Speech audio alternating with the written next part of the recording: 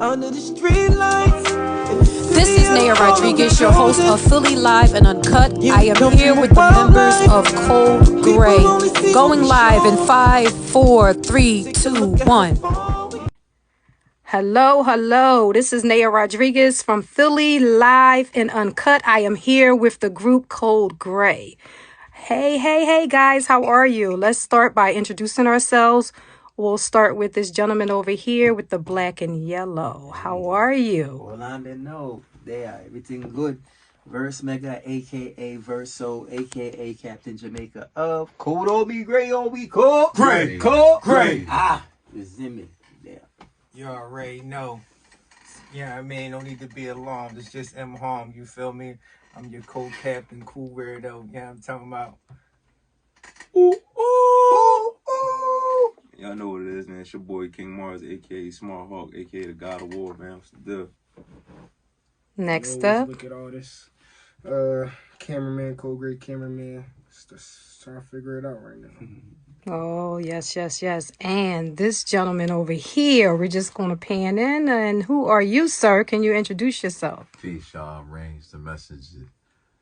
Obi-Wan, big homie, the great Jedi. Yeah. CodeGrey. Talk about it. Okay. Yeah. All right, guys. Next up, this is what we want to do. We want to talk about what you guys have planned for the future. Let's talk about it. The future of Code Gray is amazing.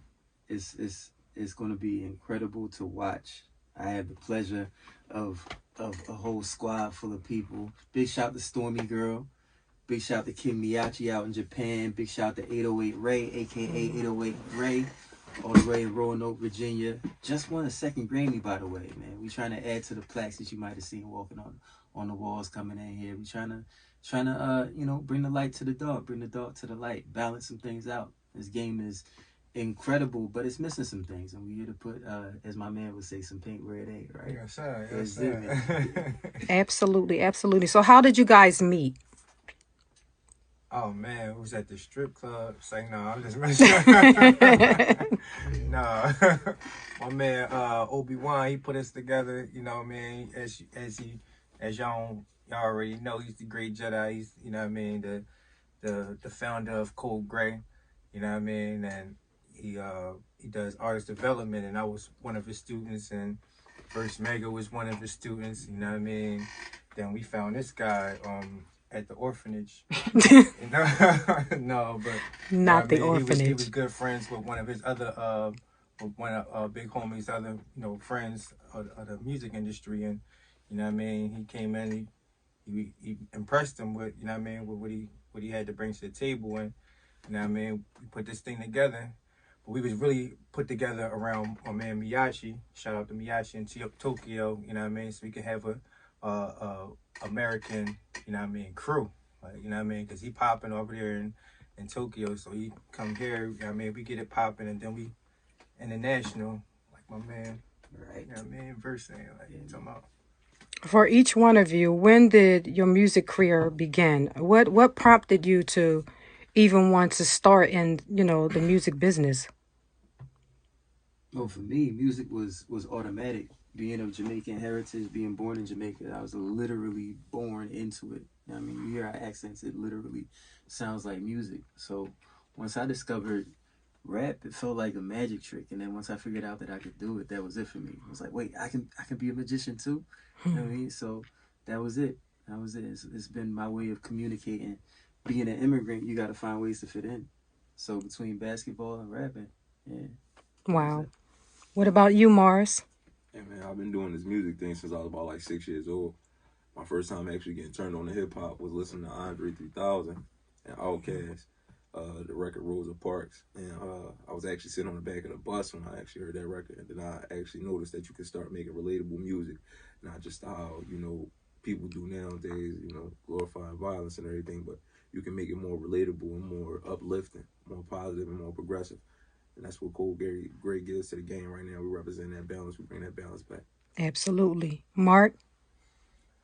Well, my story a little different. I grew up in the church, and I used to watch the preacher in the choir do they thing or whatever like that, and I used to see the conductor doing this, and it'd be like this, and it's like, and they'd be like, you know what I mean? I'm like, yeah, I want to do that, like, you know what I mean? Because I'm like, this is the best part of church, like, you know what I mean? Like, but then I heard Snoop Dogg one day, like so much drama in the LBC, I'm kind of obvious. Like, that was my first rap that I ever like learned, like, you know what I mean?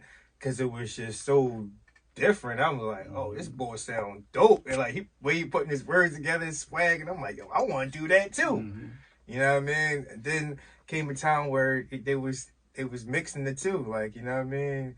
Yeah, like 112 and Biggie doing the thing, like, you know what I mean? So I was like, fuck that. I could do both of those things. So I was like, so I started wanting to sing and rap on my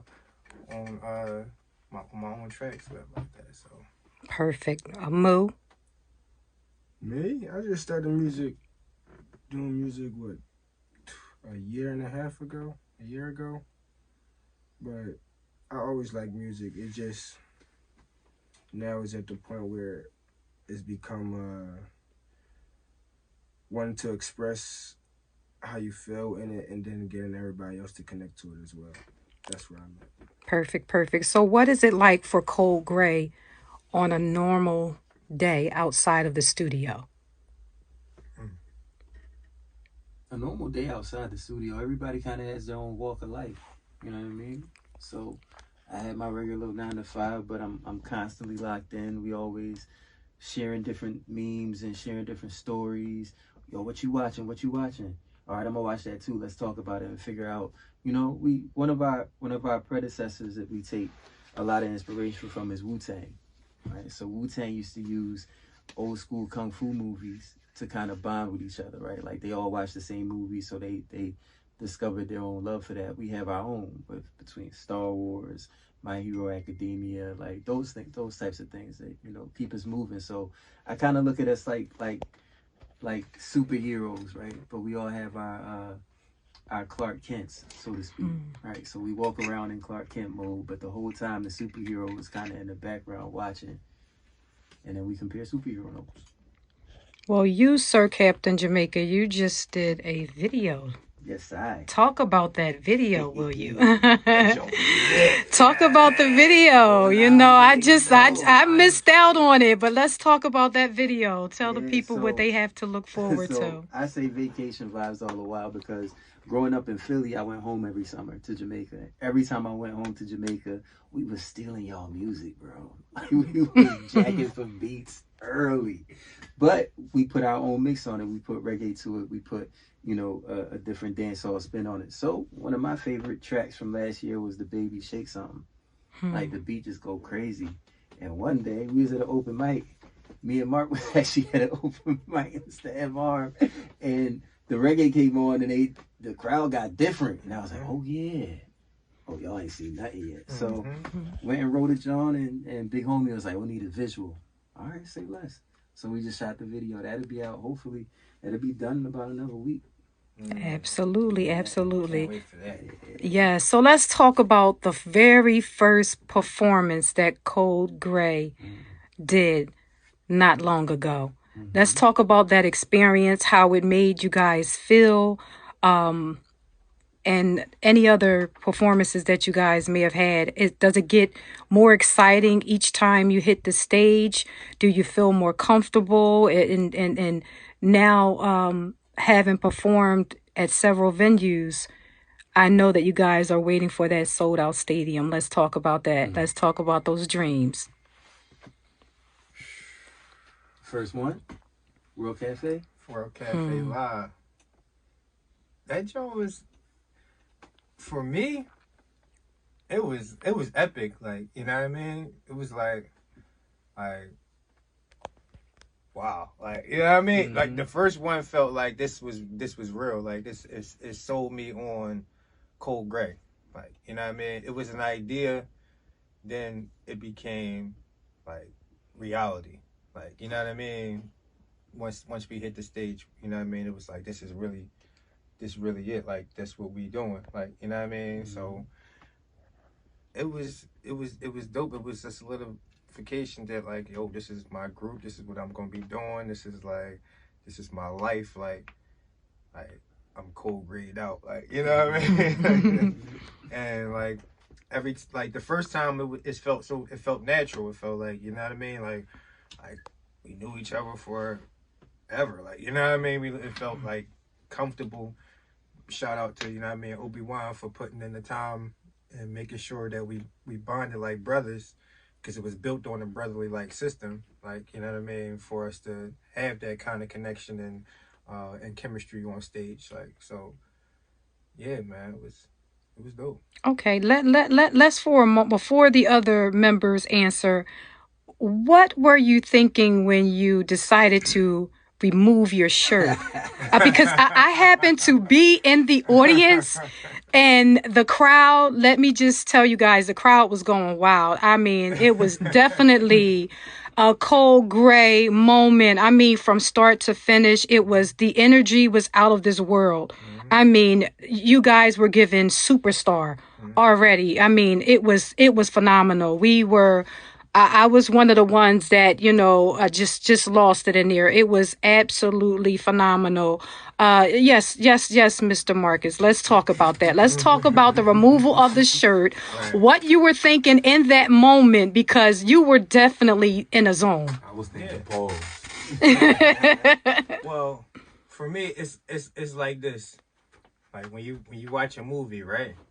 Like it has, the plot set up. Mm-hmm. Then you got, the problem, the protagonist and all of that. Like then you got the climax. Like, you know what I mean? I felt like that was the perfect moment for the climax of the show. Like, you know what I mean? It's all about dynamics. You know what I mean? You gotta take him to another level. Like, you know what I mean? So, of course, I'm gonna start off with my shirt on. And then, you know what I mean, it's going to get hot. And then we're going to go to another place. Like, you know what I mean? So the shirt comes off after that. Like, you know what I mean? Absolutely. Now, Mars, this is... we were made aware shortly after that night for you was one of those triumphant moments, because you had gone through something private, but you came out there and the crowd wasn't able to see. They couldn't see through what you were fighting through. But personally, how was that for you, having to, come out there and just still give it your all? How was that moment for you? What were your thoughts during that moment when you had to come out and perform in front of an audience, and this was you guys' first, time performing live? How was that for you? Victorious warriors win first, and then they go to war. Defeated warriors go to war first, and then they seek to win. So for me, I overcame one of the most craziest moments in my life from losing my loved one. But it was bittersweet to me because I know that he was there with me in spirit. So at the end of the day, it was what it was, man. I took it for what it was, and I used it as strength instead of letting it beat me down. That was my release that night. And it definitely put me in a better place, and I know that he was probably smiling down, watching the performance and, watching me and my brothers do our thing, so that sat well with me. Okay. And looking out into the crowd, you had a bunch of supporters there. You all had a bunch of supporters there.